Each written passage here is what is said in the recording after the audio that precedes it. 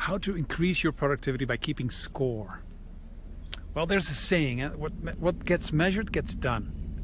If you want to have more of something to happen, measure it. Keep a small scoreboard, like making more sales or more visits to the gym or saying no more often or smiling at strangers, anything you want to grow and get really good at. Writing the actual numbers down makes it very concrete, and it takes it out of the realm of good intentions. Or even out of the realm of real motivation. Like, oh, I first have to be motivated to actually do something like I should be doing. No, you don't. You only have to do the activity and write it on your scoreboard. And the motivation comes after. It's a result.